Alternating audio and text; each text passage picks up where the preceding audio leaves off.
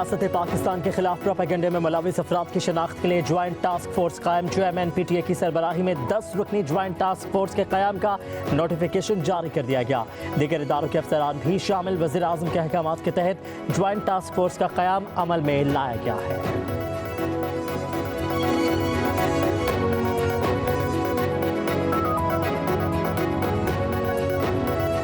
मुराद सईद जो CM house KPK में रुपोश है, अच्छा नहीं लगता कि फेडरल गवर्नमेंट वहां पे रेड करे और कहे जी हमने इसको पकड़ना है। मुराद सईद बकायदा ना सिर्फ शरीक था इस प्रोटेस्ट के अंदर, बल्कि उसके साथ ट्रेंड जत्थे मौजूद थे जिनको ट्रेनिंग दी गई थी कि वहां पे लाशें गिरानी है।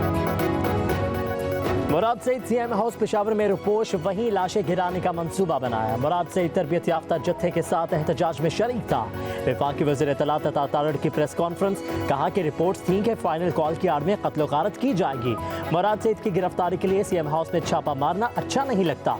इस्लामाबाद में नाकामी पर झूठी कहानियां बनाई जा रही हैं। KP हुकूमत का करोड़ रुपया और असलहा दिया गया, मुजाहिरीन लैस होकर नहीं आते। कहा कि कुरम में कोहराम मचा है, लेकिन इनकी सारी तवज्जो सियासत पर है।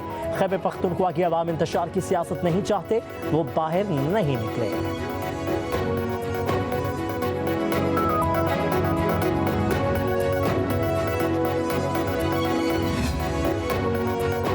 पाक फौज का पुरतशद्दुद हजूम से बराह रास्त कोई टकराव नहीं हुआ। पुलिस और रेंजर्स ने पुरतशद्दुद हजूम को मुंतशिर करने के लिए असलहा इस्तेमाल नहीं किया। तहरीक इंसाफ सोशल मीडिया पर मुनज़्ज़म प्रोपेगेंडा कर रही है। पुराने और AI से झूठे क्लिप्स तैयार किए गए हैं। गैर मुल्की मीडिया के बाज़ अनासिर भी इस प्रोपेगेंडे का शिकार हो गए। वज़ारत दाखिला के एलामिया के मुताबिक पुरतशद्दुद एहतजाज के दौरान खैबर पख्तूनख्वा हुकूमत के वसाइल का भरपूर इस्तेमाल किया गया। 1500 शरपसंद बराह रास्त मफरूज इश्तिहारी मुराद सईद के मातहत सरगर्म थे। 3 रेंजर्स एहलकारों को गाड़ी चढ़ाकर शहीद किया गया। पुरतशद्दुद मुजाहिरीन ने एक पुलिस एहलकार को शहीद किया। शरपसंदों के हाथों 232 एहलकार जख्मी हुए। मुजाहिरीन से 18 खुदकार हथियारों समेत 39 मोहलिक हथियार बरामद हुए।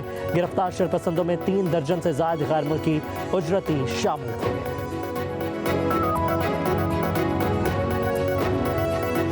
सबसे बड़ा जो मुझे दुख है और अफसोस है वो ये है कि खान साहब ने एक तो स्पेसिफिकली डी चौक का नहीं कहा था, इस्लामाबाद का कहा था। और इस बात के बहुत से गवाह उधर अदालत के मौजूद हैं, क्योंकि उसके बाद तो गौर साहब की मुलाकात ही खान से फिर नहीं हो सकी। उनकी तो मुलाकात ही फिर 25 तारीख को हुई है। तो खान साहब की तरफ से, फाउंडिंग चेयरमैन की तरफ से, चेयरमैन तहरीक इंसाफ को जो डायरेक्शन थी वो यही थी कि आप इस्लामाबाद पहुंचे।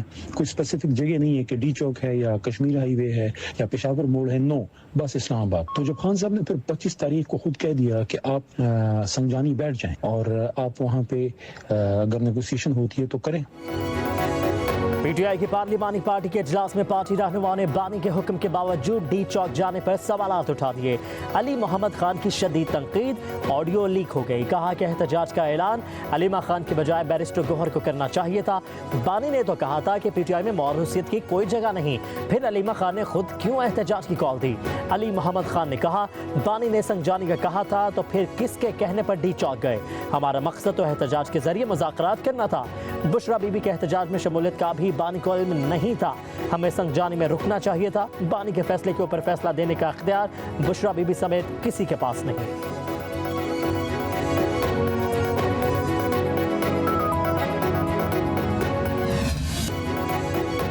चैंपियंस ट्रॉफी पर डेडलॉक खत्म करने की कोशिशें। ICC की पाकिस्तान और भारत को दरमियानी रास्ता निकालने की तजवीज़। दोनों बोर्ड्स को नया फार्मूला मानने का मशवरा। नए फार्मूले में Pak Bharat matches neutral venue पर खेले जाएंगे। भारतीय टीम ICC इवेंट में पाकिस्तान के खिलाफ मैचेस दुबई में खेलेगी। पाकिस्तान भी अगले 3 बरस तक अपने तमाम मैचेस दुबई में खेलेगा। फार्मूले का मकसद पाकिस्तान की जानिब से कानूनी कार्रवाई से बचना है। नया फार्मूला ना मानने की सूरत में चैंपियंस ट्रॉफी का फैसला ICC बोर्ड मीटिंग में वोटिंग पर होगा।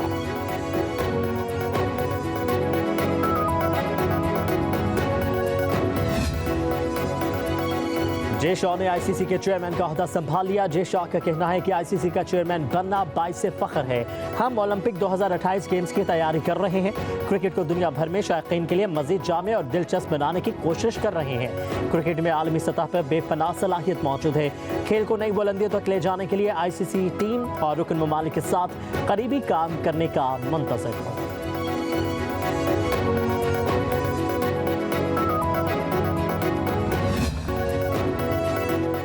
हमारी हुकूमत में अमन अमान की सूरत हाल बेहतर हुई। CTD की सूबे में परफॉर्मेंस बहुत बेहतर है। वज़ीर आला खैबर पख्तूनख्वा अली अमीन गंडापुर की न्यूज़ कॉन्फ्रेंस। कहते हैं एपिक्स कमेटी में वज़ीर आज़म ने कहा KP में CTD फाल नहीं है। CTD ने दहशतगर्दों की हज़ारों कार्रवाइयाँ नाकाम बनाई। दहशतगर्दों को सजाएं दिलवाने के लिए प्रोसिक्यूशन को मुतहर्रिक किया।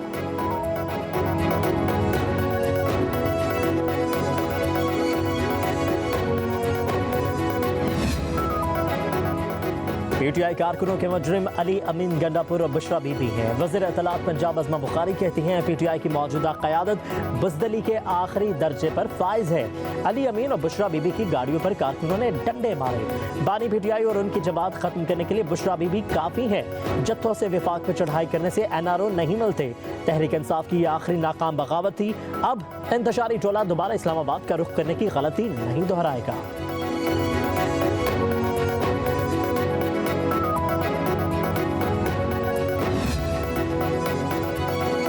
धरने पाकिस्तान की मईशत के लिए जहर है। वफाकी वजीर एहसन इकबाल की नारोवाल में मीडिया से गुफ्तगू। कहा कि धरना नाकाम होते ही मईशत ऊपर गई। पाकिस्तान को अमन इस्तेहकाम की ज़रूरत है। हमें पॉलिसियों में तसलसल चाहिए। जब भी मुल्क तरक्की करने लगता है तो टांगे खींचने जाती हैं। हुकूमती इक़दामात से आज महंगाई में कमी हो रही है।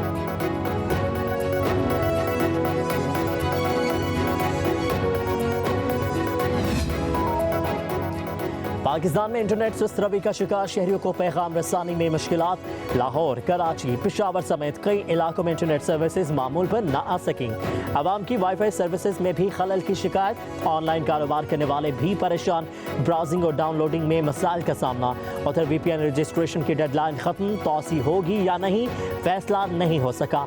PTI को वजारत दाखिला की हिदायत का इंतजार। वजारत कानून के मुताबिक हुकूमत VPN बंद नहीं कर सकती।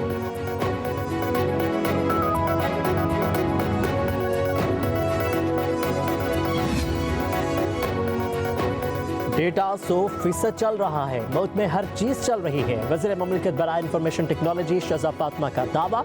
कहा कि तस्वीर, ऑडियो, वीडियो डाउनलोडिंग के मसाइल जल्द हल हो जाएंगे। ब्रॉडबैंड को बंद नहीं किया जाता। IT बरामदात मुसलसल बढ़ रही हैं। इंडस्ट्री 40% ग्रोथ कर रही है।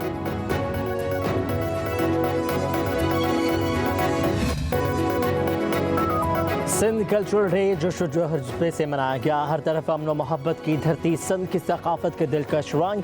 सिंध भर में रंगारंग तकरीबात। सिंधी टोपी अजरक पहने शहरियों का अपनी सकाफत से मोहब्बत का एहसास। मुख्तलिफ शहरों में नुमाइश, टैब्लोस पेश। जर्मन कौंसल जनरल डॉक्टर रॉड्रिगर भी सिंधी सकाफत के रंगों में रंग गए।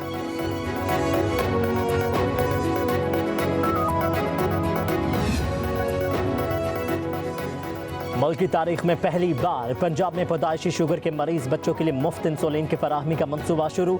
बच्चों को इंसुलिन उनके घरों पर ही पहुंचाई जाएगी। चीफ मिनिस्टर इंसुलिन प्रोग्राम के तहत बच्चों के रजिस्ट्रेशन का आगाज। Chief minister Maryam Nawaz insulin के लिए खसूसी हेल्पलाइन 1033 भी कायम कर दी गई। वज़ीर आला पंजाब मरीम नवाज कहती हैं नन्हे बच्चे फूल की मानंद होते हैं, मुरझाने नहीं देंगे। माँ हूँ, बच्चों की तकलीफ और बीमारी का शिद्दत से एहसास है।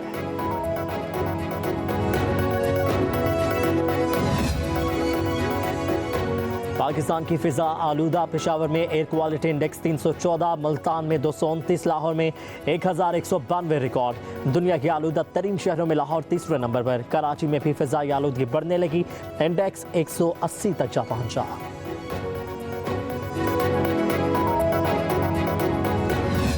सवाबी में jeep race doctor Nadeem Naeem के नाम। अरशद ने दूसरी और बाबर ने तीसरी पोजीशन हासिल की।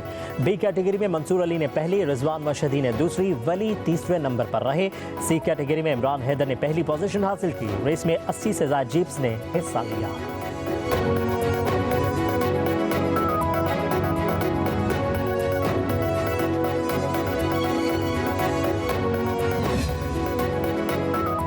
सवाद की हसीन वादी काला में रवा बरस की दूसरी बर्फबारी। वादी की खूबसूरती को चार चांद लग गए।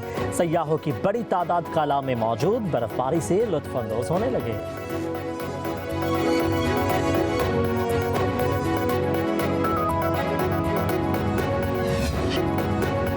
मुत्तहिदा अरब अमारात का 53वां कौमी दिन कराची में खसूसी तकरीब काउंसिल जनरल डॉक्टर बकीत अतीक अल रोमैती की शिरकत। कहा कि पाकिस्तान में यूएई की सकाफत को बेहतरीन अंदाज में उजागर किया गया है। हमारे साथ खुशियाँ मनाने पर पाकिस्तानी हुकूमत और अवाम का शुक्रिया अदा करते हैं।